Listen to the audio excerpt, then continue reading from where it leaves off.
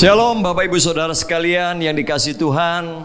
Sampai minggu pertama di bulan Juli 2020 kita masih ibadah online. Belum tahu kapan kita akan mulai ibadah offline atau di gedung yang kita rindukan ini. Tetapi mari kita bersabar Bapak Ibu, karena sekali lagi ibadah kepada Tuhan itu bisa di mana saja. Tidak harus di gedung. Memang lebih baik kalau kita bisa ada di gedung bersama-sama, memuji, bersuka cita bersama, itu luar biasa. Tetapi karena situasi dan kondisi, maka ibadah di rumah pun tidak mengurangi esensi dari ibadah itu sendiri. Karena ibadah itu bukan gedung sekali lagi, tetapi kita yang percaya kepada Tuhan. Dan ibadah itu adalah persembahan hidup kita. Karena itu dimanapun saudara berada, mari kita tetap bersuka cita, kita tetap antusias. Karena kita masih dalam COVID-19 Academy. Jadi sekali lagi, COVID-19 ini bukan pandemi bagi kita yang percaya kepada Kristus, tetapi akademi. Kalau akademi tentunya ada banyak hikmat, ada banyak pelajaran, ada banyak hal-hal yang penting yang Tuhan mau sampaikan kepada kita. Sehingga setiap kita yang selama ini hanya bergantung kepada ibadah mingguan, mau tidak mau mesti setiap hari. Dan di rumah kita sendiri bisa menjadi gereja. Luar biasa. Nah, sebelum kita akan mendengar firman Tuhan, kita akan berdoa bersama-sama supaya firman Tuhan ini sungguh boleh menjadi berkat buat saudara dan saya. Mari kita berdoa. Bapa di surga, terima kasih untuk waktu yang indah kalau kami boleh berkumpul bersama dengan keluarga dalam ibadah di rumah. Sungguh kami bersyukur Tuhan, karena Engkau adalah roh adanya, dan barang siapa menyembah-Mu harus menyembah dalam roh dan kebenaran. Artinya di mana saja kami berada, kami boleh menghampiri tata kasih karunia-Mu, karena darah anak domba Allah yang telah membenarkan, telah menguduskan, telah menyucikan kami. Bahkan bersama dengan keluarga di rumah adalah satu momen yang sangat indah yang selama ini tidak pernah kami pikirkan. Tetapi itu yang Tuhan berikan.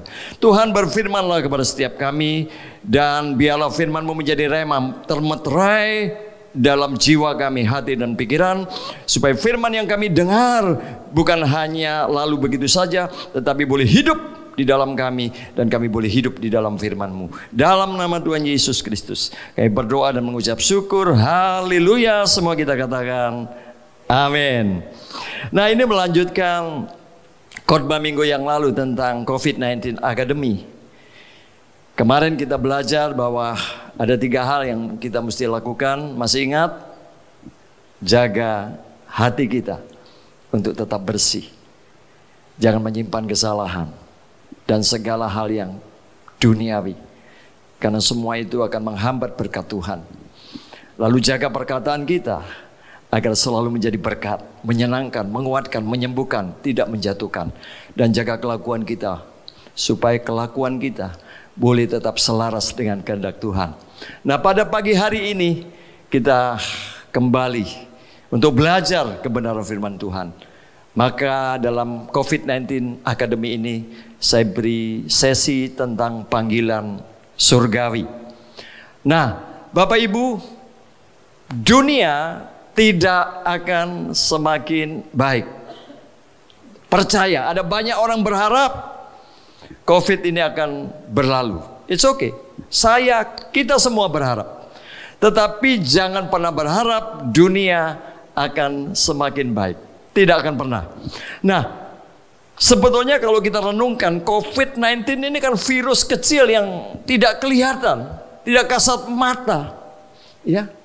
Dia bukan bom atom, dia bukan senjata nuklir yang dahsyat, tetapi sudah bisa mengguncang dunia, merenggut banyak jiwa dan memaparkan jutaan orang, menutup banyak usaha, melockdown hampir semua negara, menutup tempat wisata, hotel, restoran, sekolah, bahkan rumah ibadah. Dahsyat enggak? Karena itu Bapak Ibu jangan berharap ke depan akan semakin baik dan hidup akan aman dan nyaman. Itu adalah sebuah harapan palsu dan impian kosong. Karena Alkitab jelas-jelas menulis bahwa keadaan dunia di akhir zaman ini akan semakin sulit. Kita baca di dalam 2 Timotius 3 ayat 1 sampai 5. Soalnya dunia ini akan semakin sukar. Wabah COVID-19 ini pasti bisa ditanggulangi. Sejarah mencatat. Ya. Tetapi tidak ada jaminan tidak ada wabah yang lain. Tidak ada jaminan tidak ada gempa bumi. Tidak ada jaminan tidak ada kejahatan, peperangan, kelaparan. No, tidak ada jaminan. Itu sudah tertulis dengan jelas. Menjelang kedatangan Tuhan yang kedua kali, itu semua harus terjadi. Penyakit sampar, kelaparan, peperangan, gempa bumi di berbagai tempat. Jadi sekali lagi jangan pernah berharap dunia ini akan semakin baik, ya Bapak Ibu. Nah, 2 Timotius 3 ayat 1 dan 5 saya akan bacakan buat kita semua. Jelas di sini Rasul Paulus menulis, ketahuilah bahwa pada hari-hari terakhir akan datang masa yang sukar. Kenapa? Manusia akan mencintai dirinya sendiri dan menjadi hamba uang. Mereka akan membual dan menyombongkan diri. Mereka akan menjadi pemfitnah. Mereka akan berontak terhadap orang tua. Tidak tahu berterima kasih. Tidak mempedulikan agama. Tidak tahu mengasihi. Tidak mau berdamai. Suka menjelekkan orang. Tidak dapat mengekang diri. Garang tidak suka yang baik, suka mengkhianat, tidak berpikir panjang, berlagak tahu, lebih menuruti hawa nafsu daripada menuruti Allah. Secara lahiriah mereka menjalankan ibadah mereka, tetapi pada hakikatnya mereka memungkiri kekuatannya. Jauhilah mereka itu. Jadi sekali lagi jelas, gamblang, bahwa dunia di mana kita berada ini tidak akan semakin baik walau COVID nanti bisa ditanggulangi. Karena apa? Manusia sudah rosak. Manusia lebih mencintai dirinya sendiri dan menjadi hamba uang. Dan saudara, akar kejahatan itu ketika kita cinta uang. Karena itu Bapak Ibu perhatikan sungguh-sungguh hati kita. Ya, saat-saat seperti ini adalah saat-saat kita sungguh-sungguh mengarahkan hati kita sepenuhnya kepada Tuhan, bukan kepada dunia. Saat-saat sulit seperti ini banyak orang yang berpikir bagaimana untuk mencari uang. Bahkan banyak yang menghalalkan segala cara, bantuan yang dikorupsi dan segala macam. Saudara, kalau orang sudah dikuasai oleh cinta mamon atau cinta uang, dia nggak peduli dengan sesama. Dia suka tanpa situasi yang chaos. Tapi bagi kita Bapak Ibu, kita harus menjadi berbeda. Kita punya kasih yang sungguh-sungguh tulus. Karena itu sekali lagi Bapak Ibu, jangan pernah berharap dunia ini akan baik. Ya, lanjut. Nah, dunia ini akan lenyap. Sampai satu titik di mana kejahatan sudah masif, maka dunia ini akan berakhir. Jadi ini ada satu kesempatan yang kita tidak tahu sampai kapan. Ya, tetapi firman Tuhan mengajarkan kepada kita, pergunakan waktu ini dengan baik. Jangan hati kita syarat dengan pesta pora dan kemabukan duniawi. No. Karena jelas masa depan dunia ini akan berakhir. Dalam 2 Petrus 3 ayat 10 Bapak Ibu, ya, kita akan baca. Tetapi hari Tuhan akan tiba seperti pencuri. Pada hari itu langit akan lenyap dengan gemuruh yang dahsyat. Dan unsur-unsur dunia akan hangus dalam nyala api. Dan bumi dan segala yang di atasnya akan hilang lenyap. Wow, mengerikan Bapak Ibu. Tetapi itu yang ditulis oleh kitab suci. Dan tidak akan pernah dibatalkan. Semua yang tertulis harus digenapi. Baru itu namanya kitab suci. Karena itu sekali lagi jangan taruh harapan kita kepada dunia ini. No. Ya. Tapi kita memiliki pengharapan. Bukan berarti kita tidak punya harapan. Harapan kita memang bukan di dunia yang seperti ini. Ini bukan tempat yang ideal buat kita. Tidak ada tempat yang paling aman. Apakah saudara tinggal di negara yang berkembang atau di super modern? Negara yang super power? Tidak ada jaminan. Kerusuhan ras di Amerika sekarang berlarut-larut. Mereka yang sungguh-sungguh menghargai hak asasi pun ternyata tidak bisa. Jadi sekali lagi ya, jangan pernah berharap dunia ini akan menjadi baik. sekalipun kita kaya, kecanggihan teknologi dan lain sebagainya, akan semakin jahat. Karena itu yang ditulis oleh Alkitab. Tapi saudara, kita memiliki satu harapan. Ya, kita menantikan sebuah kota yang dibangun oleh Allah sendiri, tanah air yang indah dan tentram, yaitu tanah air surgawi, di mana tidak ada lagi sakit, penyakit, kejahatan, kemiskinan, bencana alam, peperangan, penderitaan, dan kematian. Tuhan akan membuat segala sesuatu baru. Wow, kalau kita ingat itu, kita timbul selalu semangat di hati ini, bahwa hidup kita memang di dunia yang fana ini hanya sementara. Tapi yang sementara ini sungguh-sungguh akan berarti luar biasa, karena kita akan masuk dalam kekekalan. Langit baru, bumi baru. Dalam Wahyu 21 ayat 1 jelas dikatakan di situ, lalu aku melihat langit yang baru dan bumi yang baru. Wow. Sebab langit yang pertama dan bumi yang pertama telah berlalu dan laut pun tidak ada lagi. Bumi yang pertama, langit yang pertama yang kita tempati saat ini. Yang kita ada di Denpasar, ada saudara-saudara kita di tempat yang lain. Tapi ini akan lenyap. Tuhan menggantikan dengan langit yang baru, bumi yang baru. Jangan pikir di surga nanti di awan-awan. No, di bumi, tetapi di bumi yang sudah diperbarui. Luar biasa Bapak Ibu. Itulah tempat kita yang sebenarnya. Tetap ada pemerintahan. Tetap ada pemerintahan Bapak Ibu. Ya, kita lanjutkan dalam Wahyu 21. Dan aku melihat kota yang kudus, Yerusalem yang baru turun dari surga dari Allah, yang berhias bagaikan pengantin perempuan yang berdandan untuk suaminya. Lalu aku mendengar suara yang nyaring dari tahta itu berkata, lihatlah, kemah Allah ada di tengah-tengah manusia, dan ia akan diam bersama-sama dengan mereka. Mereka akan menjadi umatnya, dan ia akan menjadi Allah mereka. Dan ia akan menghapus segala air mata dari mata mereka.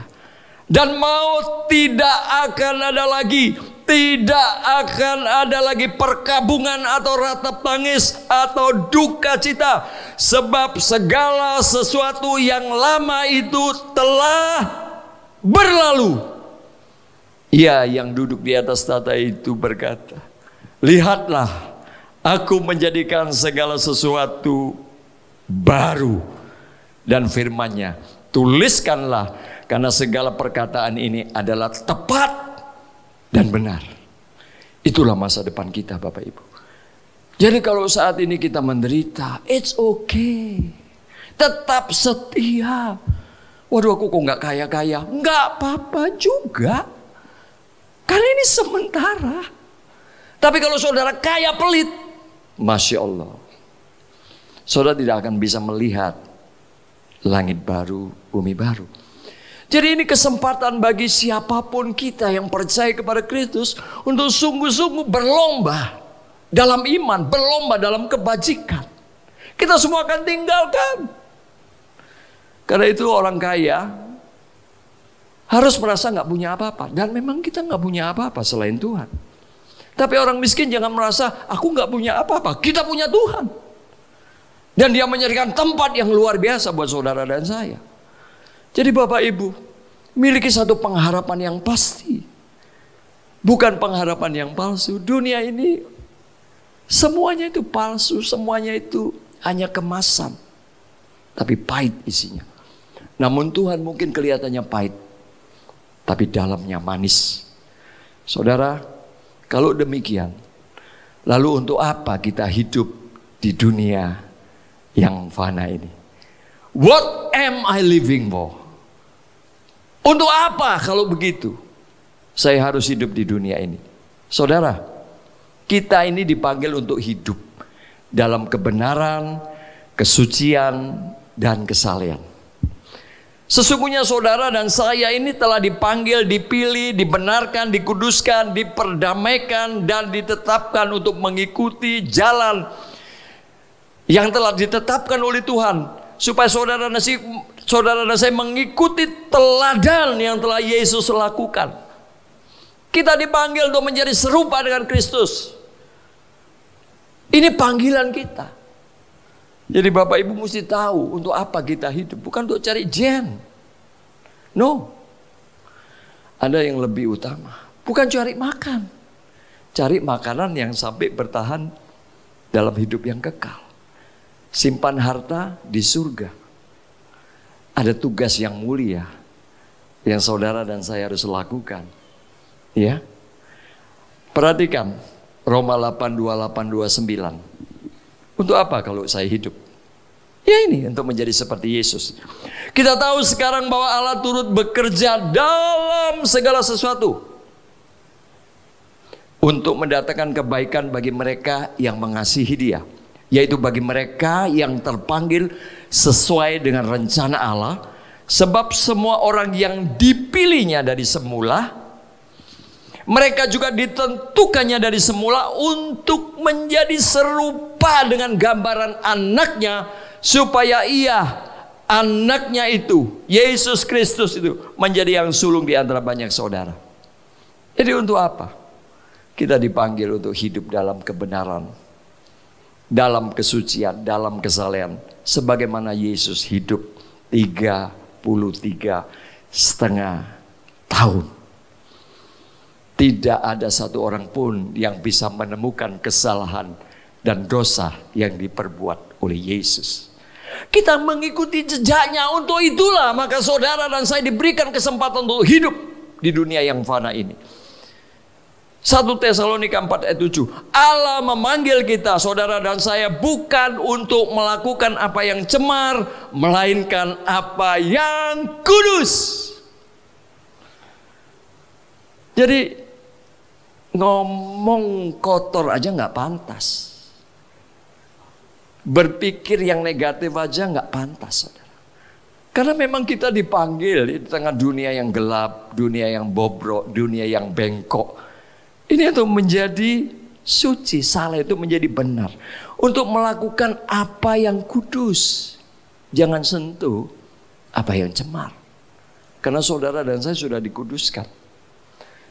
Jadi sekali lagi, kalau saudara diberikan kesempatan untuk hidup until now, sampai saat ini, apalagi nanti kalau nanti COVID sudah berlalu, wah lalu saudara mulai pesta pora lagi, bebas kemana-mana. No. Jelas tadi langit ini akan lenyap dengan gemuruhnya yang dahsyat oleh api. Karena itu 2 Petrus 3:11, jadi jika segala sesuatu ini akan hancur secara demikian, betapa suci dan salehnya kamu harus hidup. Jelas, itulah panggilan kita. Yang berikutnya, kita dipanggil untuk menjadi garam dan terang bagi dunia ini. Saudara dan saya sekali lagi sudah dikuduskan, dibenarkan. Tanpa itu sulit untuk menjadi garam dan terang bagi dunia. Nggak mungkin. Manusia kalau tidak mendapat kelepasan dari dosa dan kejahatan, dia tahu apa itu kebaikan, tapi dia tidak mungkin bisa lakukan. Dia tahu apa yang benar, tapi yang dilakukan apa yang tidak benar. Tapi syukur kepada Tuhan, Dia sudah membebaskan kita dari segala kejahatan, supaya kita bisa berbuat kebajikan, berbuat kebaikan, menjadi garam dan terang bagi orang-orang di rumah, di tetangga, di sekitar, dimanapun kita berada. Harus keluar terang itu, perbuatan-perbuatan yang baik, yang mempermuliakan nama Tuhan. Saudara, gereja kita dalam kondisi COVID-19 ini juga sudah memberikan banyak sembako, paket sembako. Selama persediaan masih ada, siapapun yang minta kita nggak pernah tolak. Tapi diutamakan memang kepada jemaat dulu yang memerlukannya. Ya kalau saudara masih bisa, ya berikan orang yang lain. Tapi kalau saudara memang perlu, nggak usah malu, kita keluarga. Pak, saya butuh beras, monggo ambil saja. Selama persediaan masih ada. Kita banyak bantuan ya. Dari mana-mana. Dari Ibu Dewan, dari gereja-gereja yang lain. Semua saya berusaha tidak menolak bantuan. Tapi bukan buat saya salurkan kepada jemaat, saya salurkan kepada orang lain. Ya, kita harus menjadi terang. Nah, saya tidak tahu kas saldo Swiss Peduli Kasih tinggal sedikit mungkin. Karena itu saya sangat menghimbau bagi saudara yang memang punya uang lebih untuk mulai kembali menabur. Karena ada banyak orang yang membutuhkan paling tidak sembako untuk beberapa bulan ke depan ini. Mungkin kas kita tinggal 1 juta lebih sedikit. Dan kita mesti tambah banyak, harus kita penuhi ya ke depan ini. Jadi saya menghimbau Bapak Ibu ya untuk bisa menabur sekali lagi ya supaya kita bisa menjadi terang. Nah, perhatikan dalam Matius 5 ayat 16, demikianlah hendaknya terangmu bercahaya di depan orang supaya mereka melihat apa? Perbuatanmu yang baik dan memuliakan Bapamu yang di surga. Jadi perbuatan baik itu merupakan buah dari kehidupan kita. Perbuatan baik kita bukan usaha supaya kita selamat, no. Tetapi perbuatan baik kita membuktikan bahwa kita sudah diselamatkan. Perbuatan baik kita bukan untuk diri kita, tapi untuk mempermuliakan nama Bapa. Saudara mesti jelas dalam hal memberi. Efesus 2 ayat 10. Karena kita ini buatan Allah, diciptakan dalam Kristus Yesus untuk melakukan pekerjaan baik yang dipersiapkan Allah sebelumnya. Ia mau supaya kita hidup di dalamnya. Jadi pekerjaan yang baik, perbuatan yang baik itu natural buat kita. Natural sebagai orang-orang yang sudah diselamatkan. Jadi sekali lagi kalau kita bisa berbuat baik, semata-mata itu karena Tuhan. Jadi mari Bapak Ibu, kesempatan yang baik ini kita manfaatkan dengan baik pula. Yang ketiga, kita dipanggil untuk membawa Injil damai sejahtera. Saudara, di saat-saat seperti ini banyak orang ketakutan, khawatir, bimbang, ragu akan masa depan. Ketakutan ada di mana-mana. Tapi kalau kita benar-benar teliti, sesungguhnya ketakutan apa? Atau apa penyebab ketakutan kepada COVID-19? Karena takut mati. Kenapa takut mati? Karena tidak ada satu jaminan atau kepastian kalau aku mati, aku ada di tempat di mana. Tetapi sekali lagi ini kabar baik yang kita mesti sampaikan di tengah dunia yang goncang ini. Kita harus membawa Injil damai sejahtera. Kenapa harus Injil? Karena Injil ini kekuatan Allah untuk menyelamatkan setiap orang yang percaya. Jelas Roma 16 ayat 1. Jadi saudara dan saya ini dipanggil oleh Allah untuk membawa kabar baik ini, untuk membawa damai. Berbahagialah orang yang membawa damai, karena mereka akan disebut anak-anak Allah. Jadi anak-anak Allah itu bukan dilihat karena kita suka menyanyi lagu-lagu rohani, ya, suka bicara tentang firman shalom, enggak cukup. Dilihat dari apakah pengaruh kita sungguh-sungguh membawa damai atau kekacauan. Saudara dipanggil untuk membawa damai. 2 Korintus 5 ayat 17 saya bacakan. Jadi siapa yang ada dalam Kristus, ia adalah ciptaan baru.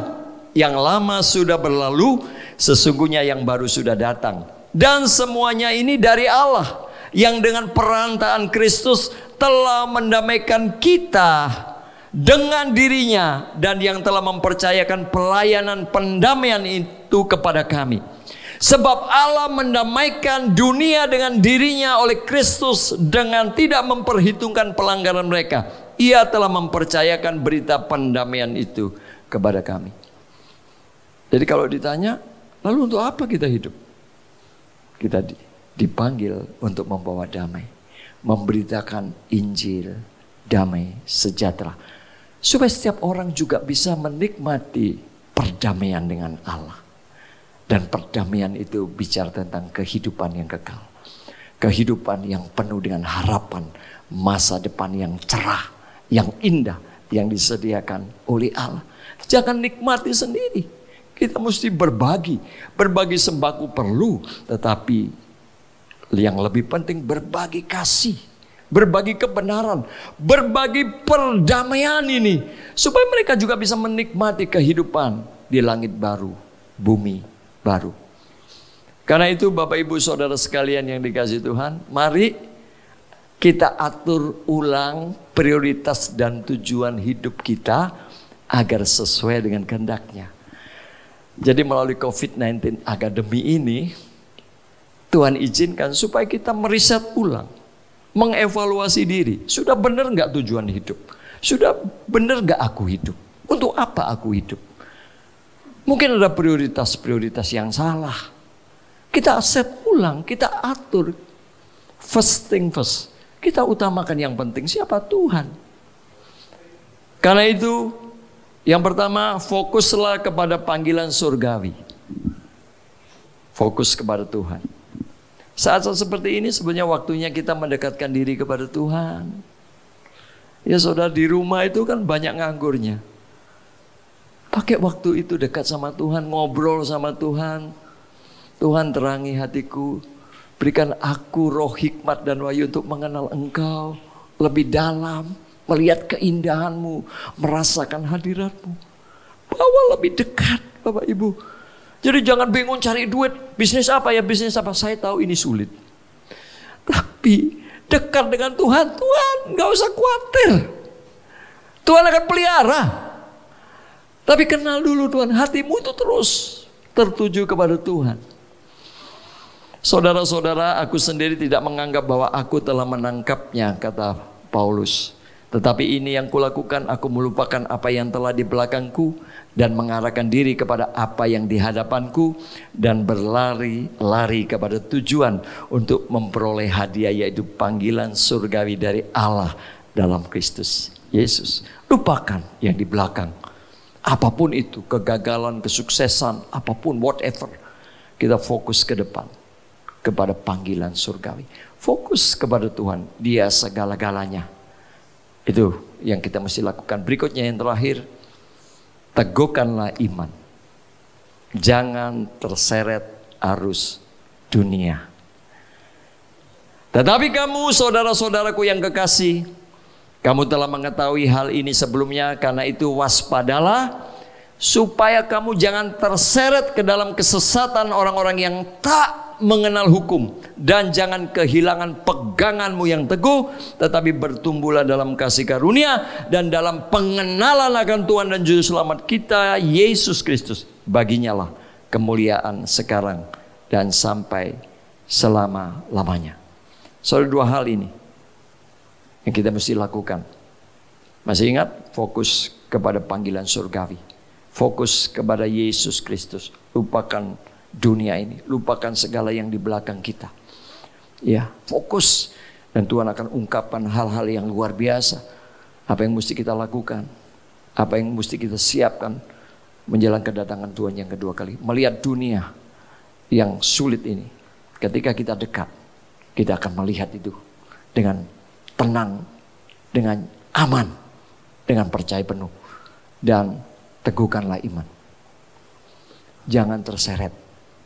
Kita mesti berbeda dengan dunia ini. Biarlah firman Tuhan sekali lagi boleh memberkati kita semua.